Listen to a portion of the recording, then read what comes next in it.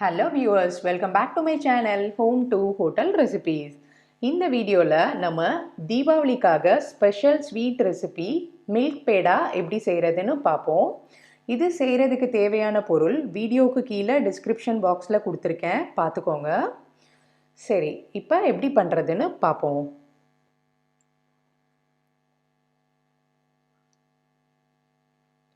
ஒரு பவுல் எடுத்துக்கங்க. இதில் நான் பால் பவுடர் 200 கிராம் எடுத்திருக்கேன். இது டம்ளர் அளவில் 2 டம்ளர் வரும். பால் பவுடர் அப்படின்னா எவ்ரிடே அமுல் இந்த மாதிரி பிராண்ட்லாம் கிடைக்குது, அது வாங்கிக்கோங்க. இதில் கொஞ்சமாக இப்போ ஒரு 1/4 டம்ளர் பால் ஊற்றிக்கிறேன். கொஞ்சம் கொஞ்சமாக பால் ஆட் பண்ணி மிக்ஸ் பண்ணணும், அப்போ தான் கட்டிப்படாது.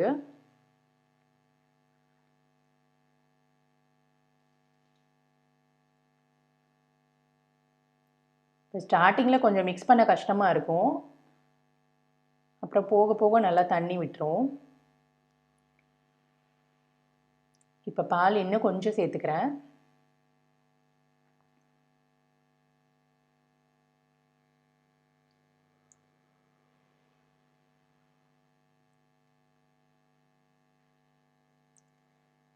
இன்னும் கொஞ்சம் பால் தேவைப்படும்.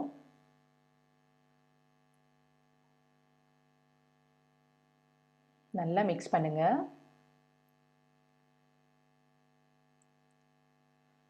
ஓகே, இப்போ எனக்கு இதில் 1/2 டம்ளர் பால் தேவைப்படுது இது மிக்ஸ் பண்ணுறதுக்கு.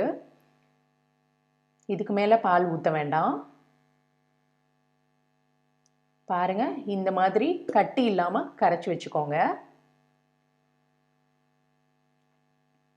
இப்போ அடுப்பில் பேன், நான்ஸ்டிக் பேன் எடுத்துக்கோங்க. இதில் 2 டீஸ்பூன் அளவு நெய் சேர்த்துக்கிறேன்.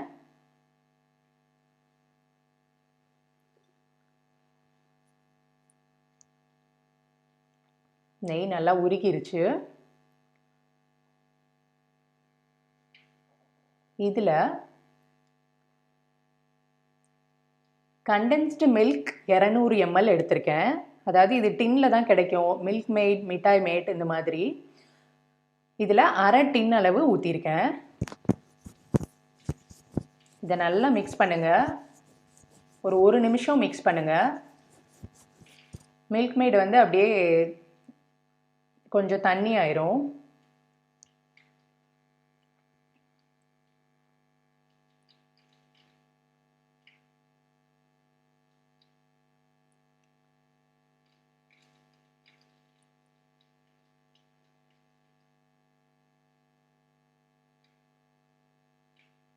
பாருங்க, இந்த மாதிரி தண்ணியாக வந்ததுக்கு அப்புறமா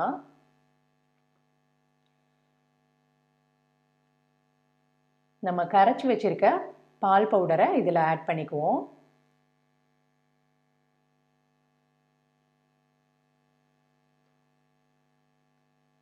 இதை நல்லா மிக்ஸ் பண்ணி விடுவோம்.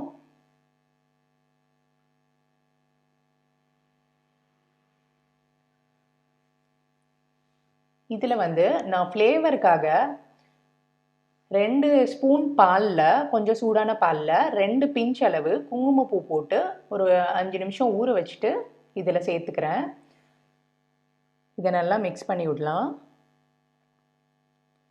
உங்களுக்கு குங்குமப்பூ வேண்டாம் அப்படின்னா 1/2 டீஸ்பூன் அளவு ஏலக்காய் தூளை கூட டைரெக்டாக இதில் போட்டுடலாம்.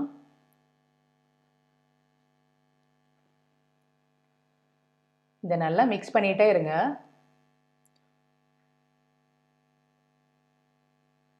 நல்லா திக்காகணும். இப்போ ஒரு 3 நிமிஷத்தில் இந்த மாதிரி வரும், கொஞ்சம் திக்காக. கண்டினியூஸாக கிண்டிகிட்டே இருங்க, கட்டி வராமல்.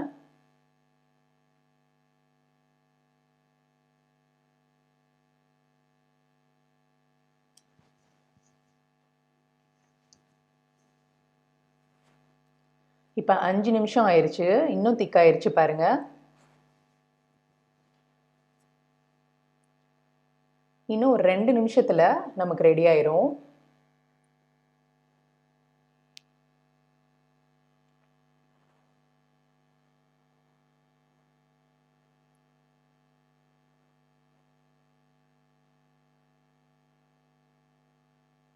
இப்போ 7 நிமிஷம் ஆயிடுச்சு. பேனில் ஒட்டாமல் இந்த மாதிரி வரணும். இதுதான் கரெக்டான ஸ்டேஜு. இப்போ அடுப்பை ஆஃப் பண்ணிடுங்க. ஆனால் லோ ஃப்ளேம்லேயே வச்சுக்கோங்க ஃபுல்லாகவே. இப்போ இதை நான் வந்து வேறு பிளேட்டுக்கு மாற்றிடுறேன்.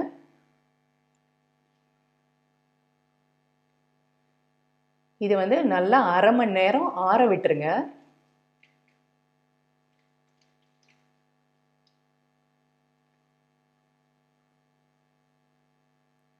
இப்போ 1/2 மணி நேரம் ஆயிடுச்சு, நல்லா ஆறிடுச்சு. இப்போ நம்ம கையில் கொஞ்சமாக நெய் விட்டு தடவிக்கோங்க. இதில் சின்ன ரவுண்ட் ஷேப்பில் பால் எடுத்துக்கோங்க. அந்த மாவு எடுத்துக்கோங்க. நான் டிஃபால்ட்டான ஷேப் பண்ணிக்கிறேன். உங்களுக்கு என்ன ஷேப் வேணுமோ அதை பண்ணிக்கோங்க. நடுவில் அந்த மாதிரி ப்ரெஸ் பண்ணிவிட்டு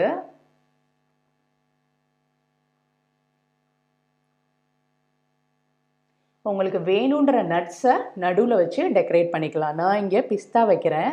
நீங்கள் வந்து பாதாம் பருப்பு, முந்திரி பருப்பு, இல்லை கிஸ்மிஸ் எது வேணால் உங்கள் சாய்ஸ்க்கு வச்சு டெக்கரேட் பண்ணிக்கலாம். இப்போ நமக்கு பால் பேடா ரெடி ஆயிடுச்சு. இது வந்து ஃப்ரிட்ஜில் வச்சு சாப்பிட்டாலும் ரொம்ப நல்லாயிருக்கும். பால் பேடா அப்படின்னாலே பேக்கரியில் தான் பார்த்துருப்போம். ஆனால் வந்து இது ரொம்ப ஈஸியாக எப்படி செய்கிறதுன்றத இப்போ தான் நீங்கள் பார்த்துருப்பீங்க. வெறும் 10 நிமிஷத்தில் செஞ்சாச்சு. இந்த ரெசிபியை எல்லாரும் தீபாவளிக்கு செஞ்சு பார்த்துட்டு கீழே கமெண்ட்டில் சொல்லுங்கள் எப்படி இருந்ததுன்னு. ஓகே வியூவர்ஸ், இந்த வீடியோ உங்களுக்கு பிடிச்சிருந்தா லைக் பண்ணுங்கள், உங்கள் ஃப்ரெண்ட்ஸ் எல்லார் கூடயும் ஷேர் பண்ணுங்கள், கமெண்ட் பண்ணுங்கள். சப்ஸ்கிரைப் பண்ணாதவங்க சப்ஸ்கிரைப் பண்ணிவிட்டு பெல் பட்டனை கிளிக் பண்ணிக்கோங்க. இன்னும் சில ஸ்பெஷலான தீபாவளி ரெசிபிஸ் உங்களுக்காக காத்துட்ருக்கு.